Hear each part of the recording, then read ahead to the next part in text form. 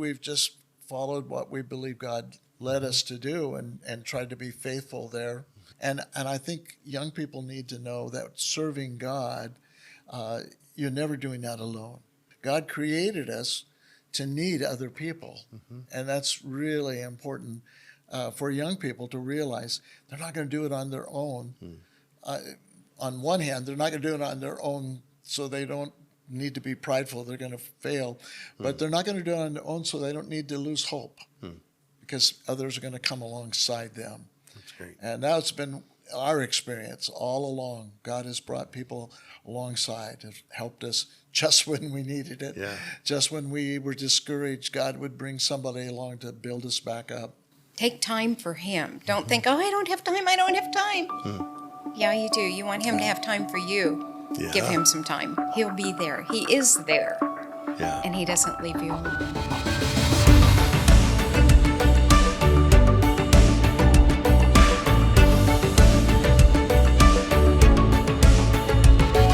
It's great to have you, Ken and Marilyn Blake, and we're delighted to be able to interact with you today. And we're going to talk about calling and life and some of your experiences in following Jesus, and actually brings us all the way back to some schools that were associated with Oklahoma Wesleyan University. And so maybe, Marilyn, you could talk a little bit about where you went to college and what you gained there and when you met this guy and how God has led you in those opening days.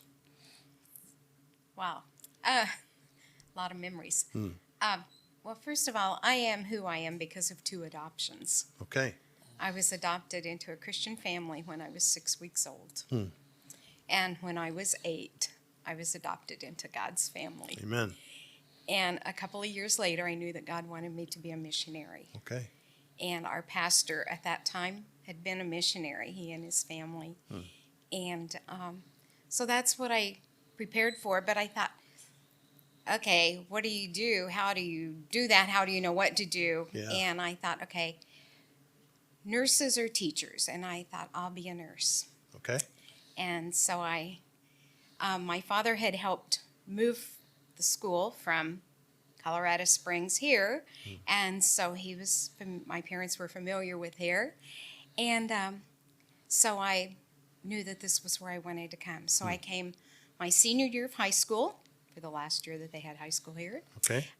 so that I could begin not just the pre-nursing classes, but the Bible classes, so that I could get more grounded in my Bible knowledge.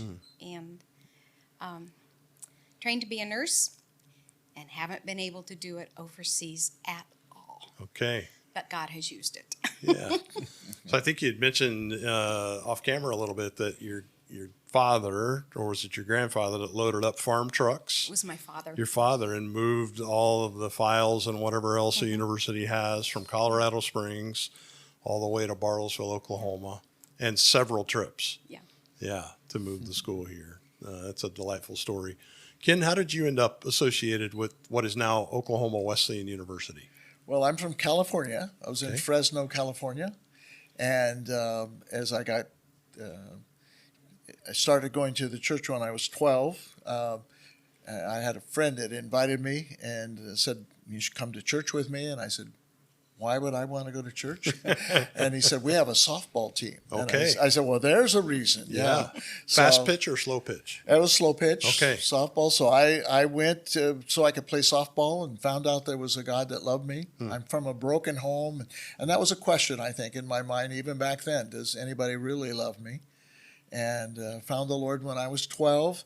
When I was 15, Billy Graham came to Fresno, did a crusade out in the football stadium, Ratcliffe Stadium.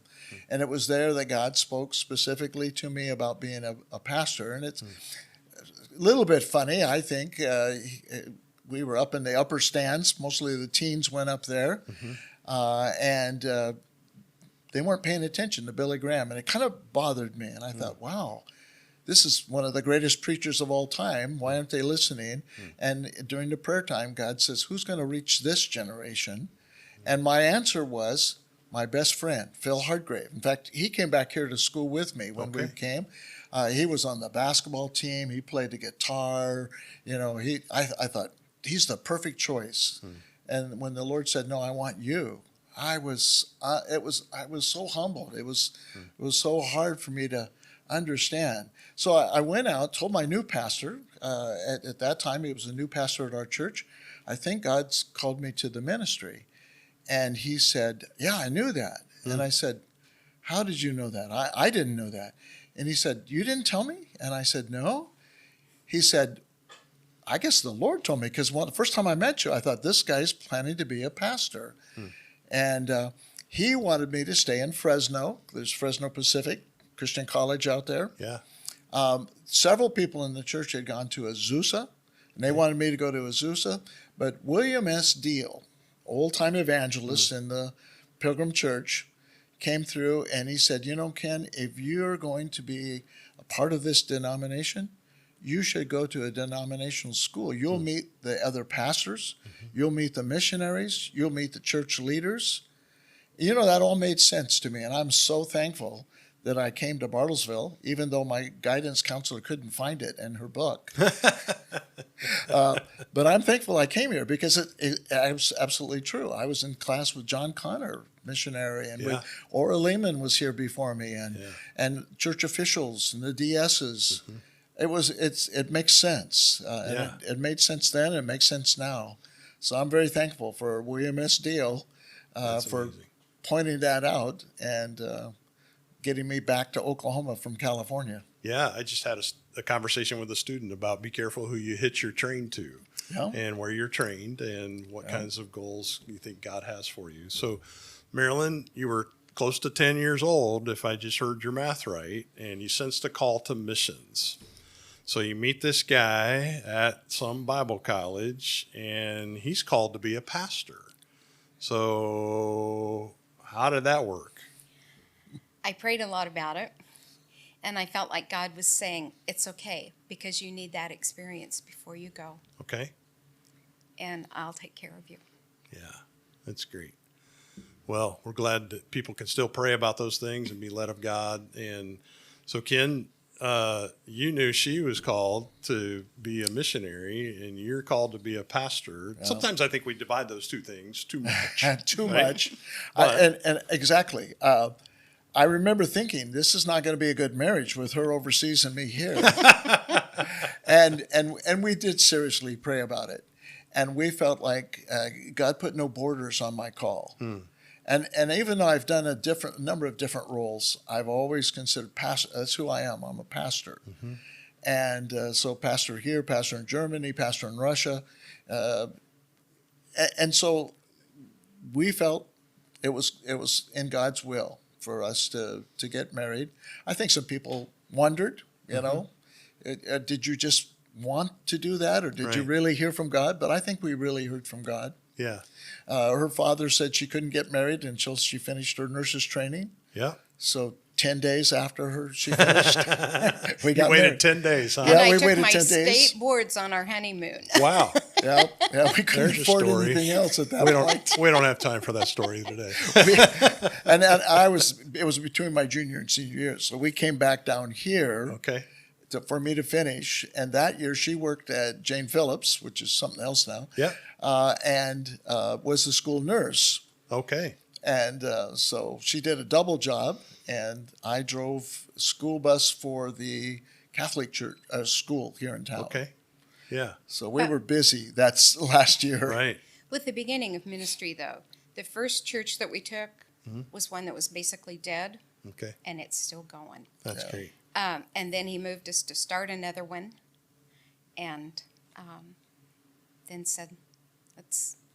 All the experiences we needed, God provided in various ways. Yeah.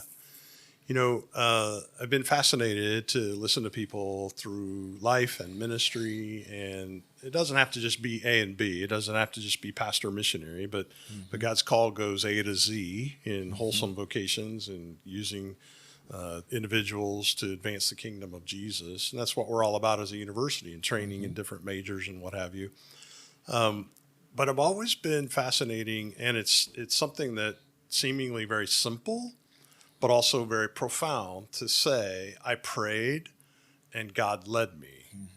And, you both have lived lives full with those two phrases and maybe just that one sentence. I prayed and God led us. We prayed and God led me. What would you say to a young person today who's wondering what in the world God has for them, where they're supposed to go, what they're supposed to do? Does that formula still work, that you pray and ask God to lead you? I think so. I think that when my call to ministry, I felt like it was a voice. Actually, I felt like I really heard a voice. But other times, it's been more, okay, that seems to be the right thing to do, and God is leading that way.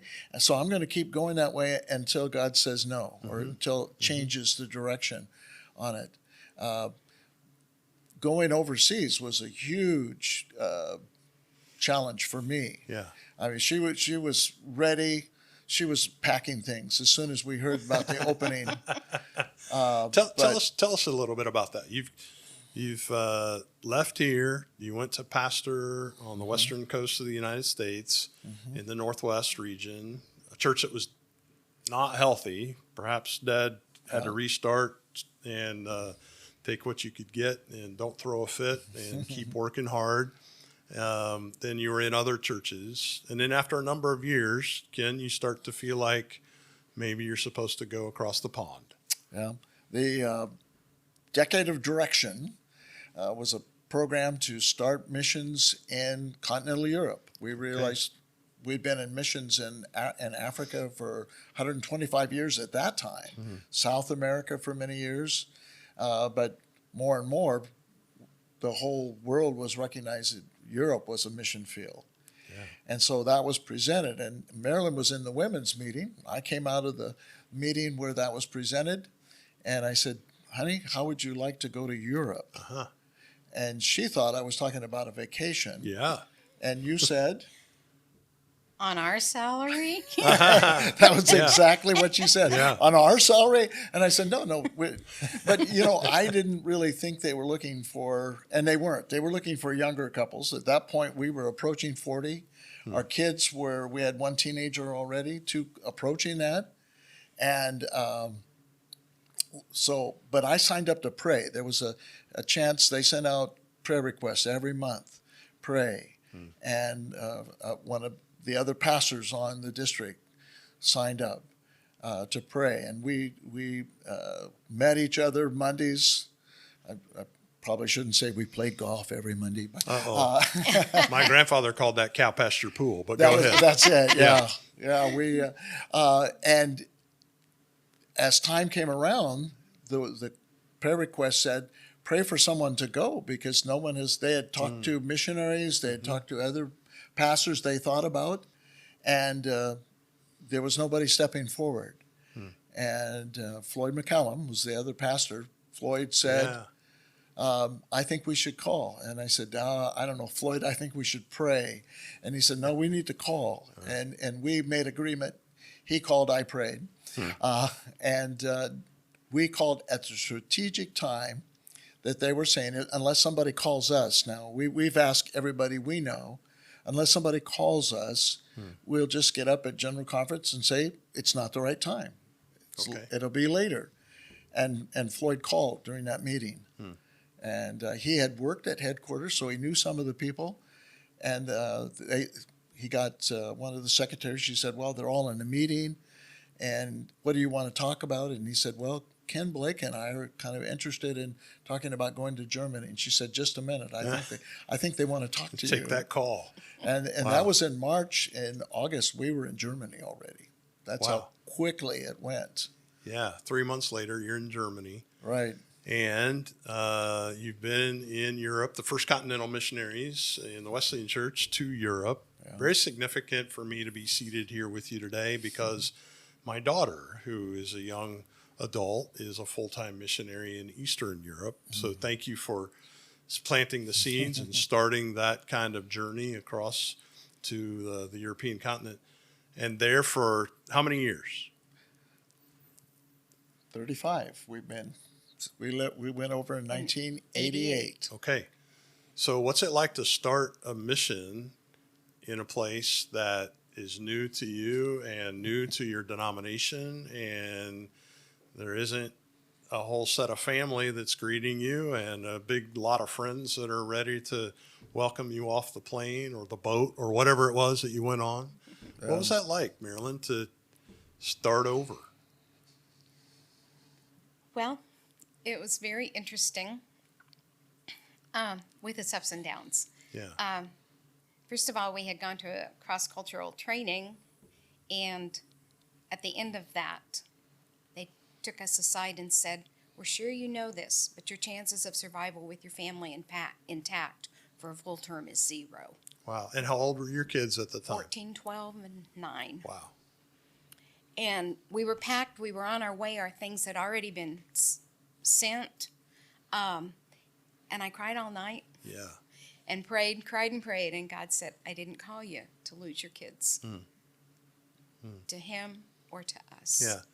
And he said, "You're going to make it." Yeah. So were they talking about keeping your family intact, keeping their faith intact, Faith and your relationships. Yeah. Both. And so And- zero chance 0 chance. if you go on this, you're not going to And- be the same. But Yeah. we knew we were on our way, and we had both of our mothers had passed away that year, and my father died a week after we arrived. My But father. anyway, your Wow. father. Wow. Anyway, so it was just praying, believing, God, this is what you said. We're here, and we're going to make it. Yeah. But on the other hand, our youngest wanted to see a castle. We Okay. had no idea. We'd never been to Germany. People who picked us up said, "Well, we couldn't find a place to rent for you, so we're taking you to a youth camp." That Okay. youth camp was It's a in a castle. castle. Wow. You lived in one, and we walked down a road and ate in the other one, and it was right on a lake. Wow. God cared for him, so our Yeah. first home was a castle. Sounds like something you experienced at Oklahoma Wesleyan when you were in college, right? There you go. Yeah. The castle. That's amazing. And so that was a real positive, though, of being where God wanted us. And Just a knowing little that. confirmation, right? And- That was huge. And yeah, and then I failed one of my language classes. Uh-oh. I didn't write home and tell everybody that. I just said, "Please pray." You know, We're thriving over here. I'll never know how to speak the foreign language. Yeah. That's certainly Ups and one of the downs. biggest challenges. But I told you before that, she was already sorting things and packing. I actually went to my office and made a list why we shouldn't go. Okay. We had lost 2 parents. My dad was not well. We were too old. Our kids were too old. And one by one, God checked off all of my objections to the point. The last one I had was, we've never been to Europe. I have no vision for Germany. And I went to a convention, the National Holiness Convention. It was in Portland that year. Okay.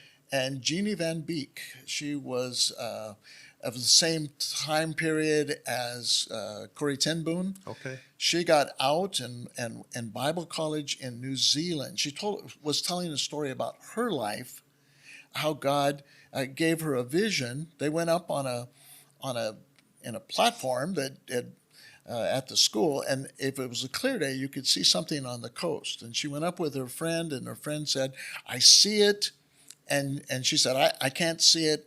And I'll make it shorter. She made it longer. She said, "My friend hugged me close to her and said, 'Look down my arm.'" And she said, "I could feel her heartbeat and I could see it." And in that moment, God said, "You don't have to have a vision for Germany. You just stay close to me. I already have a vision." All right. And I went home and told Marilyn, I said, "I don't have any more objections. We're going to go." Wow. And during your visit here at the university, you spoke about Gideon in chapel. Yeah. And what did you say? What did you say to yourself back in the late 80s? And you said it to our students here, same Yeah. message. Yeah. Well, I really identify with Gideon. I felt like, first of all, who am I? Yeah. I'm from a broken home. I used to joke with people and say I was the white sheep in our family. But my family loved me, but they weren't followers of Christ at all. And I felt like, I think many children of divorced homes have low self-esteem. I had very low self-esteem. And that was the question, like, who am I to do this? And over and over, God kept saying, just as he said to Gideon, I'll be with you. Yeah. I'll be with you. Yeah. And with God with us, we can do it. Yeah. Without him, There's no chance. there's no chance. With him, nothing's impossible, right? We Right. can do all things through Christ. That's Yeah. terrific. So you're headed into Europe, headed into Germany specifically in the late 80s. Mm-hmm. What did you find there? What did you think about the culture, a place you haven't been, a place you didn't necessarily have a big God vision for, and yet you knew God was with you? What kinds of things were going on during that day and their culture, and any tensions that might have been there? You being an American coming in, why are you here? What's your purpose? Did you face any of that kind of stuff? In 1988, there were still large numbers of American troops Yeah. in Germany. And you take 18-year-olds out of their home country and put them in a foreign country, their reputation was not very good. And so the first thing when people find out we're from America, they say, you're military. And I would have to say, no, we're not military. We're not with the army here. We're for the Lord here. Okay. And the other thing that we faced in Germany at that point is free churches were considered cults.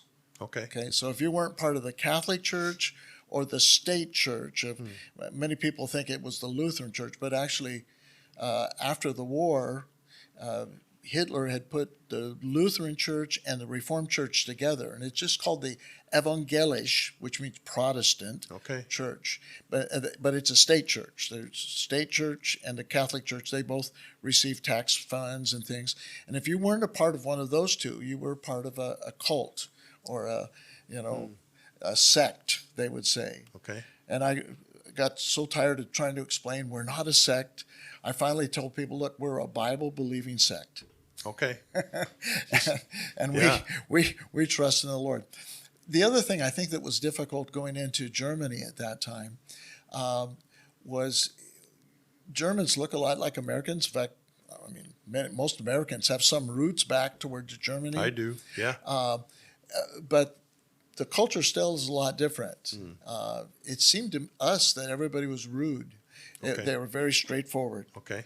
You know, if you go into a job interview, it's still true today. I have to counsel some Americans, say, when you go in for a job interview or a review, they're going to tell you what you did wrong first. Oh. Whereas in America, we would, say, you did this, great. Yeah. There's a couple things you need to work on. We might never ever tell them they were wrong, right? Right. Yeah. It's very straightforward. In the classroom, they will tell you that's wrong, straight out. Marilyn, when she mentioned she was failing that class, she asked, where will we go next? And the teacher in front of the whole class said, you're going to come back here. You're not going anywhere else. Okay. Pretty blunt. Yeah. Yeah.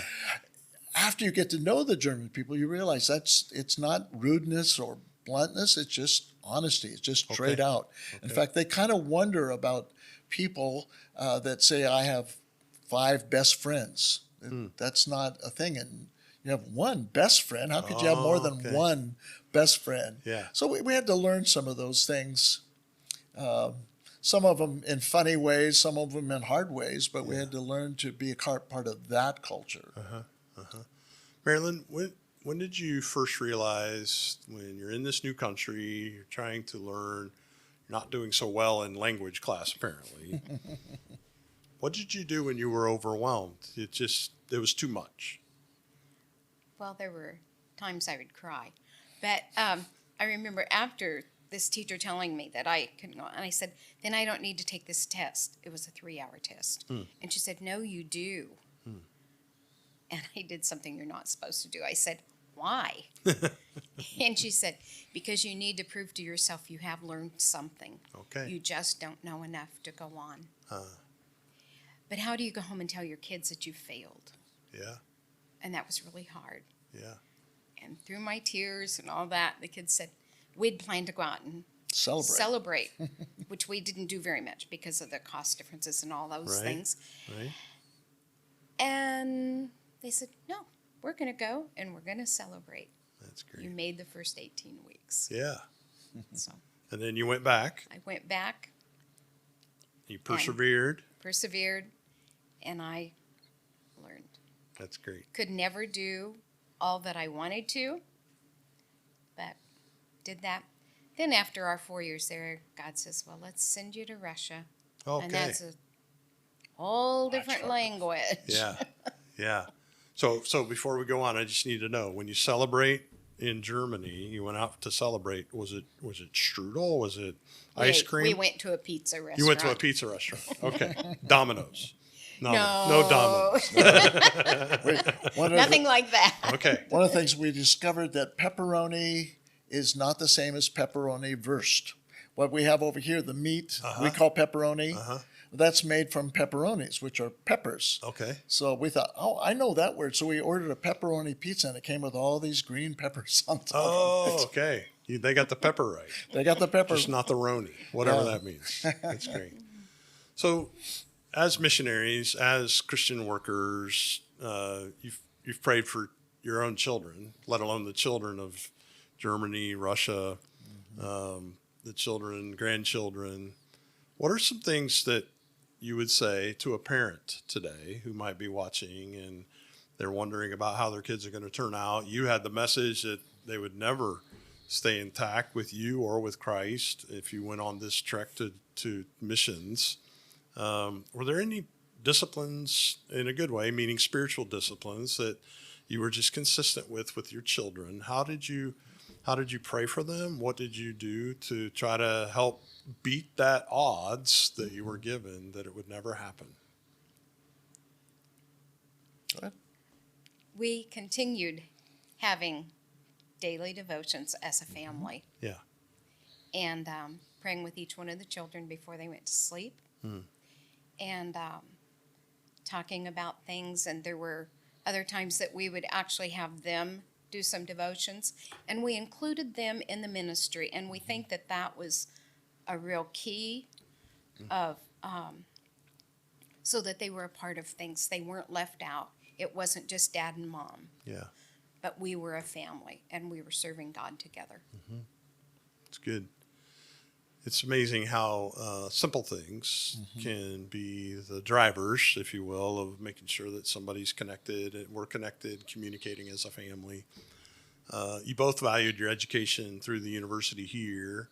I'm presuming that education played a role in your children receiving a heart for the world and praying that they would, now serving in various capacities, some of them back in Europe and some of them in other places. What role did education play in that? Obviously, devotions are a way of educating, right? You're in the Word, you're teaching how to pray, teaching certain catechismic kinds of things. What would you say to someone about the value of education in helping somebody in developing even their faith and their heart for the world? We had a little easy, simple plan for prayer every morning that we prayed. On Monday, we prayed for missionaries. On Tuesday, we prayed for teachers.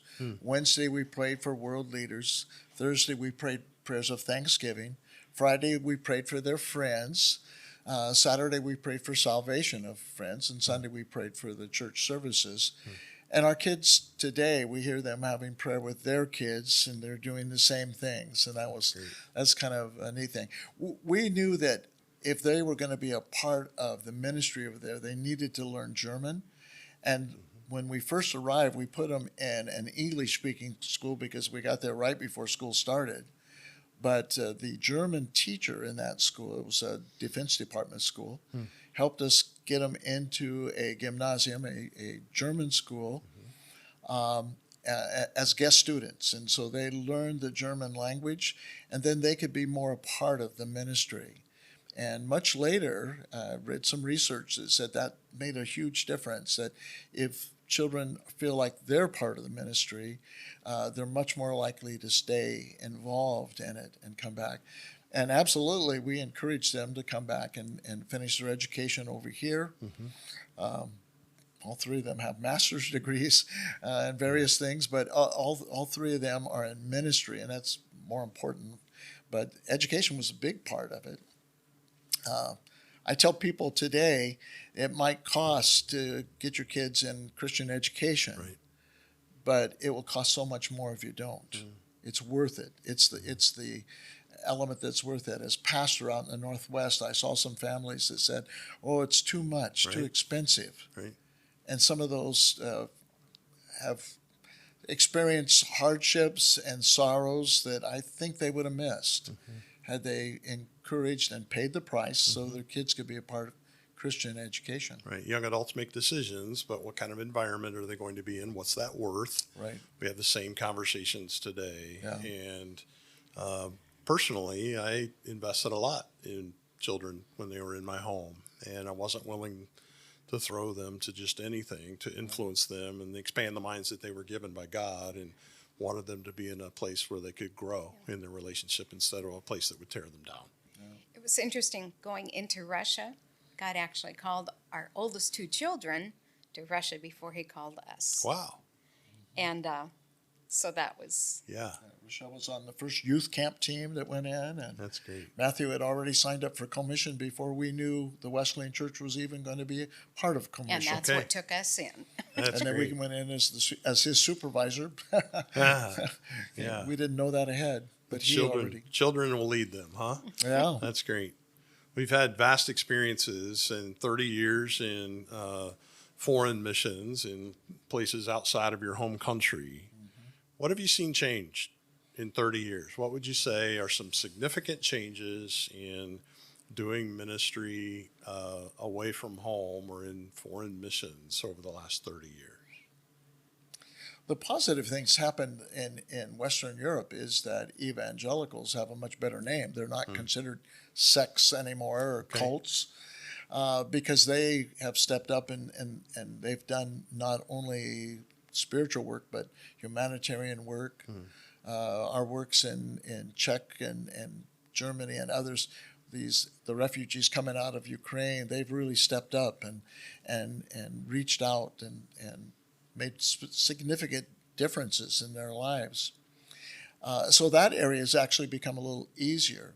But the secular movement that's here in America, unfortunately, is also in Europe, and that pushing people away. We're in Germany, and it's still, we're free to say whatever we want to. Okay. But that's not true of all of Europe. Yeah. Now there's places where it's being considered hate speech. If you talk about certain passages in the Bible even. Okay. And it's coming. So in one ways it's better, in other ways it's getting tougher. It's getting tougher. Yeah. So the world's in chaos, even as we meet in this podcast, even when somebody watches it in a few weeks or maybe even in posterity, the world has always been in chaos. But it's really in chaos now. And there are some that make some overarching statements about foreign policy and differences of opinion, and right now a current new conflict with Israel and Palestinians, and actually an Old Testament war, if we really wanted to trace it back. You were in Russia. There's a lot of people that might say, why would you go to Russia from being an American? And a lot of geopolitical conversations that are rather hostile and not very friendly and, quite frankly, not very Christ-like. And so innocent people in Gaza in this season, innocent people in North Africa, you name the continent, innocent people here in the United States. What kind of heart, or you could just call it anthropology from a Christian worldview, does a person need to have to be able to sort through these international and domestic kinds of conflicts? What cuts through all of that if I'm going to be representing Christ? Yeah. I think first of all, you have to recognize that the Russians or the Hamas, they're not our enemies. Satan's our enemy. Amen. And we are not fighting against flesh and blood. We're fighting against principalities and powers. And I think that helps a lot. And then the other side of that, of course, is that every person is made in the image of God Amen. and are redeemable by the blood of Christ, and we need to get the message to them. And if you get those two factors right, then I think you can look at it. I mean, right now we're praying a lot for our churches in Russia because they're really under heavy persecution, and they're afraid to speak out. How does it come for them? What's the persecution like? The persecution there is it not being able to speak out. If they speak out, some of the Christian leaders in Russia have had to leave the country, flee for their lives because they'll be arrested. And others, it's just that conflict of conscience. I mean, if you're a Russian, you don't want to think evil of your country. Yeah. And so on both sides, in Ukraine and on Russia, there's believers. There were lots of believers, and now they're in conflict because they see this, and they see the hatred that's being expressed there, and it's a hard time for them. Our pastor in Vladimir, it's a hard time for him. He needs a lot of prayer. We need to be praying for him. We'll definitely want to do that. Do you have a perspective on that, Marilyn? Well, I don't know that it necessarily, I guess it kind of goes with that. But what we have currently is, we went to the countries, and now God brings the countries to us. Right. And we love it. We Right. have a small congregation, but it's not uncommon that we have 20 countries represented on a Sunday. Wow. And sometimes up to 30. And you just think, okay, these are people who their countries may not be best of friends, but they're coming to worship God and to be together with believers. And it's fun. That's it's beautiful. It's fun to go to church and see Yeah. who God's going to bring through the door that day. Yeah, the body of Christ, the world of Christ, the people of Christ. You have 20 translators going at the same time? No, it's all English. They all speak so in English. Okay. They speak enough. Some of them may struggle some, but they... I give them a pretty detailed outline in written, so some of them, if they don't quite understand it, they can look at that, and And it's then, always easier to read than it is to understand. and then life groups, and those can be divided by one or two countries or Okay. just a mix, and then they can learn. Go But deeper. They can hear their mother language maybe in a small group or something. Yeah, but That's it- rich.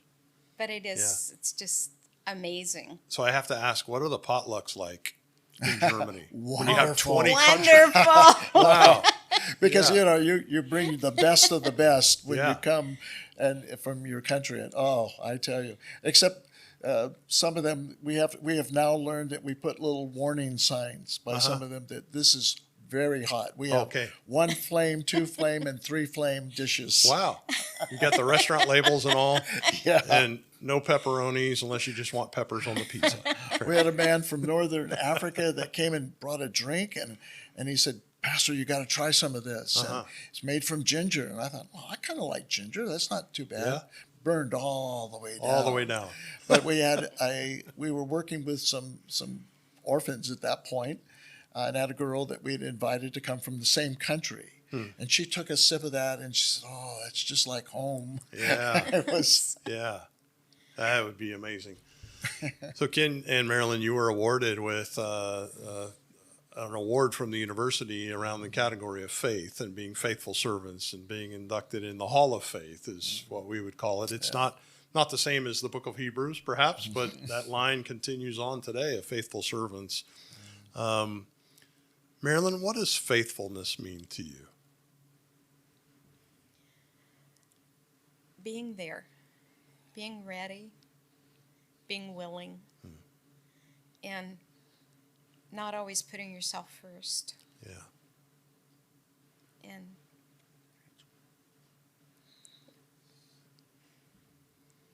sorry, I'm teary.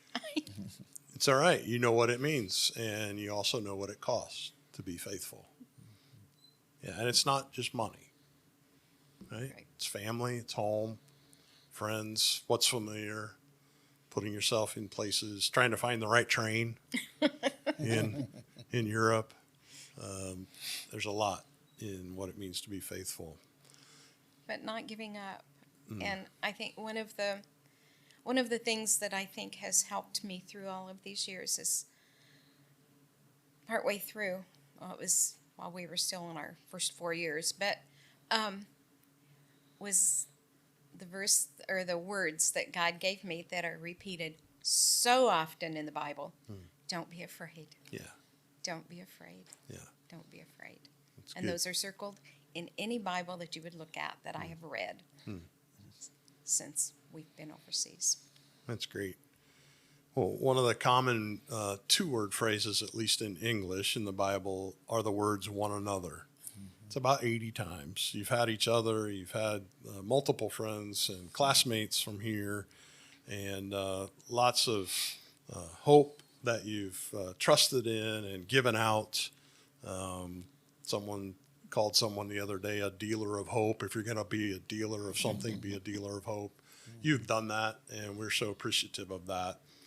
If you could talk to our students today and young adults today, what would you say? They're trying to listen to God's voice. What would you say? Keep holding his hand. Keep holding his hand. You have grandkids that are this age Yeah. and considering college and in college, maybe just recent graduates of college. You remember, it wasn't that far ago when you were 18, people were telling you, I think you ought to go to school here and believe God. Is there anything else you'd give as advice, just like you were talking to a grandchild today? I think one of the things I would say and emphasize is you're going to make some mistakes, but don't let those mistakes define you. You know, let God define you, and get up and go on. It's not if you're going to fall down, you're going to fall down. Yeah. But are you going to get up and keep on with the Lord? And boy, we've made plenty of mistakes.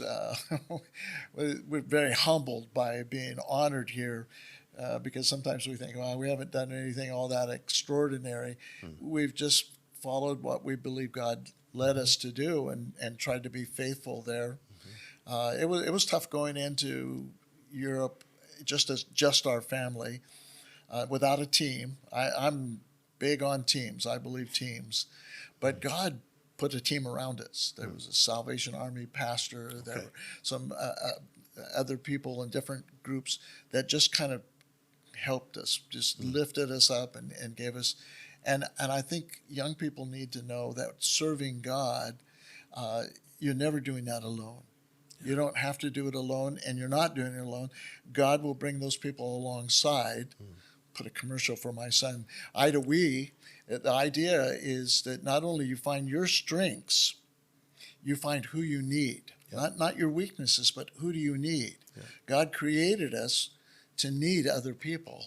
And that's really important for young people to realize they're not going to do it on their own. On one hand, they're not going to do it on their own so they don't need to be prideful. They're going to fail. But they're not going to do it on their own so they don't need to lose hope because others are going to come alongside them. That's great. And that's been our experience all along. God has brought people alongside, have helped us just when we needed it. Yeah. Just when we were discouraged, God would bring somebody along to build us back up. Yeah. Well, But I think keeping God first and others second, you know, take time for him. Don't think, oh, I don't have time. Yeah, you do. You want him to have time for you. Yeah. Give him some time. Yeah. And he'll be there. He is there. Yeah. And he doesn't leave you alone. That's He great. walks with you, talks with you, and guides you. Amen. Amen. So, real briefly, maybe even one word, short sentence, what gives you hope today? Think about that.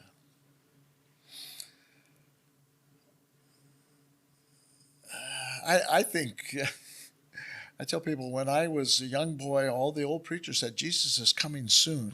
Yeah. Tomorrow. Tonight. Yeah. Get to the altar now. And right? and now I'm an old preacher. Yeah. And I did a series not too long ago on the second coming of Christ.